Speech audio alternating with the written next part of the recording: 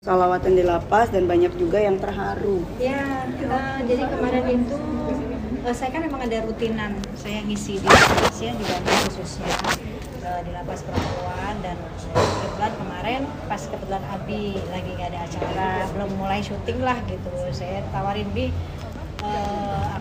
Umi ada dakwah nih gitu, terus ada permintaan suruh ngajak anaknya katanya gitu, mau nggak gitu, ya udah yuk Bismillah gitu. Terus dia ngajak temen, maksudnya Ustadz Alfi itu yang meranin jadi uji waktu di Hijrah Cinta, pas nggak ada acara juga ya udah akhirnya ikutlah gitu di sana. Selesai saya tausiah, si Abi di akhir dia muhasabah, dia ngajakin sholawat, ngajakin zikir, doa gitu ya, ya udah gitu. Tapi nanya dulu, aku ngapain gitu.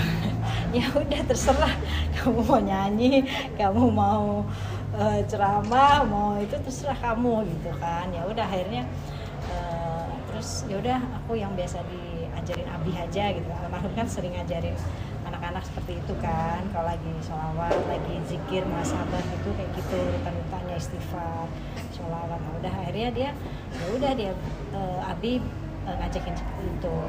Berapa narapidana nih total kemarin waktu di sana? Alhamdulillah di sana sewaktu saya ngisi awal itu masih 400 sekian. Dan begitu kemarin saya datang itu udah 300 lewat dikit gitu. Maksudnya banyak yang sudah pulang gitu. Itu saya tuh berita yang bahagia juga ya buat kita yang pengisinya. Nah, maksudnya kan kepulangan mereka kan atas perbuatan baiknya kan sudah pasti ya gitu. Jadi alhamdulillah gitu, sudah mulai berkurang. Dan begitu saya ngisi di sana, rutan yang lain cemburu gitu, kok di sini nggak didatengin Umi gitu sama Abizar. Ya udah mereka minta insya Allah tanggal 15 ini di rutan yang lainnya. Ini experience Abizar pertama kali sholawatin narapidana seperti apa sih? Kalau yang di narapidana ya baru hari ini, dan bahkan bukan hanya sebatas dia sendiri takjub gitu, maksudnya pertama kali dia di usia dia ngelihat dalamnya lapas itu seperti apa, sampai selesai acara diajak untuk ngelihat keliling ke sel-selnya gitu. Terus ya senang sekali mereka para saudara-saudara kita yang di sana tuh ya senang gitu, maksudnya ada yang peduli gitu kan gitu, maksudnya kita nggak menjudge mereka, kita masuk ngerangkul mereka. Nah mereka senang banget gitu. Sempat sharing juga sini Abizar ke Umi saat mungkin sholawatin narapidana, kayak terkejut kan, harus tahu nasibnya atau seperti apa? Ya banyak dia mudahnya. Pokoknya kalau saya tanya ya senang gitu, senang aja gitu kan. Dia sempat nangis juga kan gitu, sempat nangis. Saya lihat, saya merhatiin dia agak gemetar ya, nangis gitu, pegang dadanya, dia terharu lah. Apa yang dirasakan sama Abizar saat dia terharu, mungkin sharing nggak sih ke Umi? Atau setelahnya mungkin? Enggak sih, kalau ke saya enggak, mungkin kalau ke Alfi ya, karena saya beda mobil sama dia gitu, karena dia ada acara lagi, dia sama Alfi berdua, dia ingetin kalau saya beda mobil gitu. Nah mungkin dulu saya pernah cerita ke dia kalau dulu almarhum itu pernah bikin suatu acara ya, kerjasama dengan kepolisian, tapi yang ngaji itu para pekerja malam. Nah ini kan tantangan yang luar biasa ya, maksudnya kita kalau saya kayak dakwah, yang didakwain orang-orang yang sudah ngerti ilmu majelis taklim, ya itu biasa gitu. Tapi siapa yang mau merangkul mereka gitu? Karena kalau dakwah itu kan kita nggak memukul mereka gitu, bukan memukul dengan tubuh kita, tapi kadang kan ada orang yang dakwah tapi memukul dengan lisan, yang akhirnya menyakiti hati orang yang mendengar gitu, merasa lebih baik gitu kan ya itu. Jadi dakwah itu merangkul bukan memukul. Nah itu almarhum waktu itu bikin acara itu lama banget, tahun berapa itu ya. Nah itu bikin yang datang itu para pekerja malam. Kita nggak menjudge mereka dengan pakaian seadanya mereka ngaji gitu. Karena saat itu kan mereka harus kerja ya. Jadi akhirnya ya udah duduk semuanya, diajak zikir, sholawat yang seperti Abi tadi gitu, diajak muhasabah, diajak ingat lagi sama orang tua. Yang akhirnya alhamdulillah setelah itu banyak sekali yang hijrah, yang bertobat, dan akhirnya kita kerjasama dengan UMKM untuk memberikan mereka pekerjaan. Kan kita harus memberikan solusi dong saat orang mau keluar dari pekerjaannya yang mungkin bagi dia ini nggak baik, akhirnya kita harus memberikan solusi.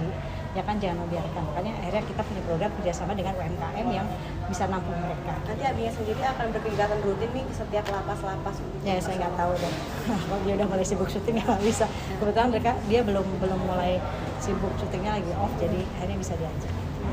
Ini dari yang tadi Umi dakwakan tentang agama, dari 10 tahun sudah mengajak orang untuk mengingat agamanya, sampai sekarang di usia segini dia masih terus tebar kebaikan buat Siapa tuh? agamanya. Abizar. Gimana perasaannya Umi sampai Ya dari kecil? sebenarnya saya sama almarhum tuh orang tua yang tidak lepas mendidik agama, mengingatkan, keras banget kita. Apalagi saya paling bawel untuk urusan agama ya. Dan almarhum kebiasaannya almarhum kalau subuh itu udah teriak, udah bangunin anak-anak, walaupun anak masih kecil-kecil karena dipaksa. Ya, kalau enggak disabet. Karena saat itu mungkin beliau juga pernah seperti itu sama orang tuanya. Dia harus menerapkan hal itu gitu. Terus jadi akhirnya anak-anak kebiasaan setiap pagi harus seperti apa rutinitasnya gitu kan. Nah, terus kan mungkin almarhum juga pernah ngajak Abizar waktu masih kecil untuk dakwah, jadi kan melihat orang tuanya seperti apa. Nah, begitu saat saya kehilangan rumah dan segala macamnya gitu ya, seisi-isinya, dan saya justru di situ melihat apa yang diajarkan oleh almarhum itu seperti sudah tertanam dalam dirinya di saat dia usia 11 tahun. Saat semua orang sibuk memadamkan api, masuk azan, pemadam kebakaran belum datang, masuk azan, justru dia yang menyuruh orang-orang, om, taruh aja dulu embernya, yuk kita sholat dulu, dengan keadaan yang masih selemongan segala. Jadi ya saya ngerasa kita nggak ada kalimat nggak berhasil untuk mendidik anak saat dia bisa mengajak orang gitu. Di saat itu kan udah, maksudnya gini, dakwah itu kan kita bisa dengan model apapun ya gitu. Ya, kalian ngobrol sama ada teman ngobrol minta solusi aja, kalian memberikan solusi yang baik, itu sudah menjadi jalan dakwahnya kalian kan gitu. Nah, yang saya perhatikan begitu di usia 11 tahun Abi mempunyai sifat seperti itu, ya otomatis saya melihat, oh ini harta saya nih gitu. Ini harta saya. Berarti saya melihat bahwa didikan almarhum itu nyampe ke diri dia. Ya, karena saat dia melihat sendiri ujian seperti apa, kehidupan seperti apa, ya akhirnya sampai sekarang walaupun mungkin dengan caranya dia, namanya anak muda ya, caranya dia yang lebih tahu gitu kan. Gini, kalau kita guru SMA terus kita ngajar anak-anak SD tapi kita kasih ilmu pelajaran SMA, pasti nggak akan masuk, bener nggak? Nah gitu, jadi saya membiarkan Abi dengan gayanya dia, dengan caranya dia menjadi orang yang manfaat di usianya dengan kehidupannya, itu aja gitu. Kemarin